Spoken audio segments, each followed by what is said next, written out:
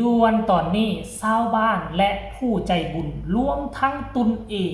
พังบ้านอ้ายของเพิ่นผู้ที่ติดถ้ำเพื่อจะกระทำสิ่งนี้มอบชีวิตใหม่ให้กับพี่สะใภ้เท่าบุญสบายดี FC แฟนคลับทุกทานเนาะ FC ทั้งโลกโซเชียลทั้งลาวและไทยบอกเคยทิ่มไผ่ไว้เบื้องหลังเหตุการณ์ครั้งนี้เนืองมาด้วยคนติดถ้ำรอดออกมา5ติด2หนึ่งในนั่นก็คืออ้ายของบุญหรือว่าตุนนั่นเองท่านผู้ชมหลังจากผู้ใจบุญเนาะหู้จักหน้าค่าตาของพี่สะใภ้หรือว่าเอื้อยไพ่ของบุญไปเห็นทินทานบ้านอยู่ไปเห็นเฮือนซ่านบ้านซองฝ่าไม่เหี้ยปดขาดทั้งโลกโซเชียลทั้งลาวและไทยก็เลยพากันเห็นอกเห็นใจเนาะห่วมแห้งกันผู้ละเล็กผู้ละน้อยจึงกลายมาเป็นเฮือนหลังใหม่หลังงามทานผู้ชมภายในเพียงแต่บกี่มือยูทูบเบอร์ทั้งฝั่งลาวนี่เป็นตัวตั้งตัวตีภายใน2 มือเท่านั้นทานผู้ชมไปซื้ออิฐไปซื้อปูนไปซื้อดินบล็อกไปซื้ออย่างมากก็เรียบร้อยแล้วแต่ว่าก่อนจะก่อนต้องพากันมั่างต้องพากันพังเนาะพังเอาไม้พังเอาเสาพังเอาสังกะสีตัวเก่าออกมาสากลข้าเจ้าว่าน่าจะเฮ็ดให้มันทันประมาณ3 วัน 4 วันนี่น่าจะสำเร็จหรือบ่ทานผู้ชม MC แฟนคลับอันที่1นี่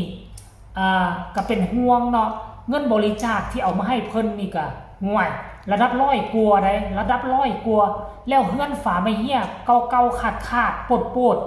แล้วเป็นผู้หญิงอยู่น้ำลูกน้อย2 คนโอกาสที่จะมีโจรจะมีมารนี่มาบุกรุกมาซิ่งทรัพย์นี่มันก็มีหลายเพราะฉะนั้น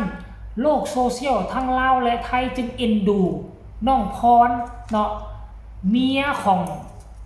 อ้ายเท่าบุญในเมื่อบุญก็เป็นคนหนึ่งเนาะที่ว่าเป็นฮีโร่ของเมืองล่องแจ้งช่วยเหลือสุดกกสุดปลายแต่ว่าบ่สามารถช่วยอ้ายออกมาได้เขาจึงอยากสนับสนุนอยากซัพพอร์ตมันก็เลยเกิดการร่วมมือกันขึ้นมาระหว่างโลกโซเชียลทั้งสองฝากฟังของเนาะและยูทูบเบอร์ทั้งฝั่งลาวนี่ก็เพิ่นก็มีชื่อเสียงในด้านการช่วยเหลือคนสมัยก่อนค่อยยังบ่ทันเฮ็ดช่อง YouTube น่ะค่อยก็ได้ติดตามเพิ่นตลอดได้อยู่ทั้งภาคใต้ภาคกลางเพิ่นไปช่วยเหลือผู้นั้นช่วยเหลือผู้นี้โดยมี FC แฟนคลับทั้งฝั่งไทยนะเป็นผู้ส่งเงินมาซัพพอร์ตส่งเงินมาบริจาคนะท่านผู้ชมแต่ว่าครั้งนี้นี่ทั้งลาวทั้งไทยร่วมมือกันภายในบ่กี่วันนี่โอ้ยสิ่งมหัศจรรย์เกิดขึ้นเนาะก็แสดงความยินดีเฮือนอาจจะบ่ใหญ่บ่โตแต่สำหรับคนบ้านนอกแล้วมันก็ดีกว่าเฮือนหลังเก่าหลายเท่าโตท่านผู้ชมดีกว่าเฮือนหลังเก่าหลายเท่าโตดังที่ทุกคนเห็นแหละชาวบ้านชาวซองร่วมมือและหนึ่งในนั้นถ้าค่อยจำบ่ผิดนั่นก็คือบุญเนาะบุญหรือว่าตุนใส่เสื้อกู้ภัยใส่หมวกปิดหน้าน่าจะเป็นบุญความจริงแล้วนะทั้งตุนนี่นะอยากให้เอ้ยไพ่ไปปลุกเฮือนอยู่ใกล้กับเฮือนพ่อเฮือนแม่เฮือนพ่อปูแม่ย่านะอยากให้ไปอยู่มอกันแต่ว่าเอ้ยไพ่ทำใจบ่ได้ที่จะออกจากจุดนี้ซึ่งเป็นจุดของผัวเพิ่นกับเพิ่นเป็นผู้สร้างกันมาด้วยมือบ่อยากหนีออกจากที่ดินแห่งนี้ไปเพราะฉะนั้นจำใจต้องทุกสร้างเฮือนหลังใหม่อยู่บนนี้ให้เพิ่นท่านผู้ชมรายละเอียดให้ทุกคนไปชมคลิปนี้น้ำกันค่อนเป็นคลิปสั้นๆเนาะขอขอบใจเนาะทางเบายาวชาแนลท่านผู้ชมไปชมพร้อมๆกันเลย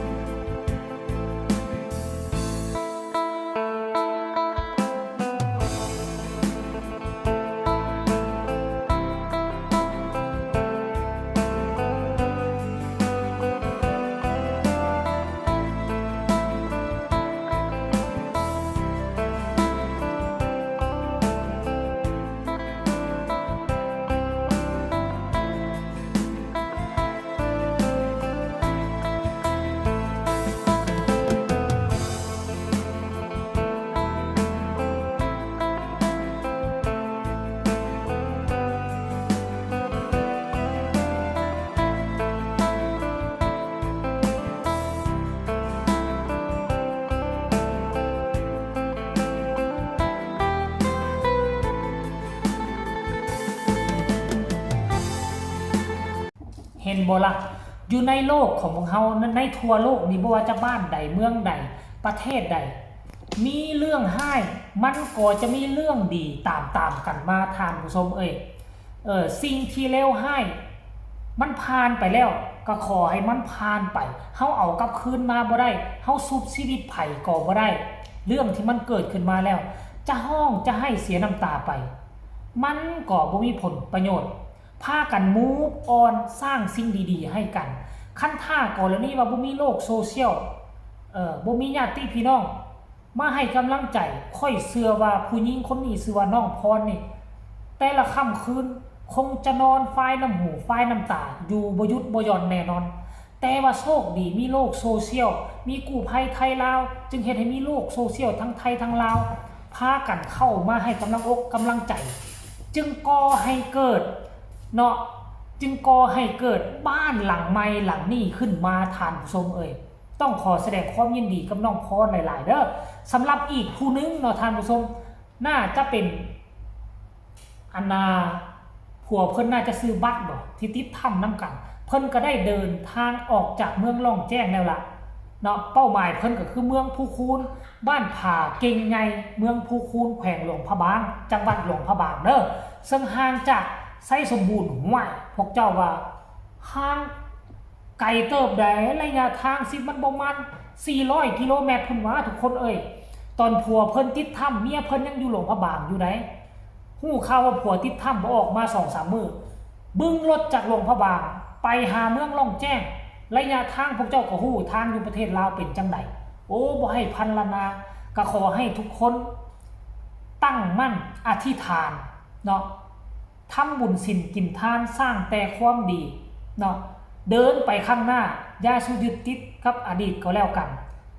เนาะแต่ว่าเว้าแบบนี้เฮาก็เว้าได้ดอกเขาเป็นผู้ที่บ่เจอปัญหาเว้าได้แต่ผู้ที่มันเจอปัญหาในครอบครัวของตนเอง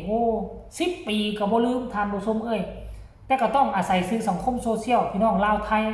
พากันส่งกำลังแห่งใจไปให้เขาก็แล้วกันเด้อทุกคน FC แฟนคลับเนาะเอาสำหรับคลิปนี้นี่คือเรื่องเล่าดีๆที่มันเกิดขึ้นอยู่ที่เมืองล่องแจ้งแขวงไส้สมบูรณ์ก็เอามาฝากเอามาต้อนกันเพียงซ้ำนี้ก็แล้วกันใครมีคำตำหนิติชมคำคิดคำเห็นอยากส่งข่าว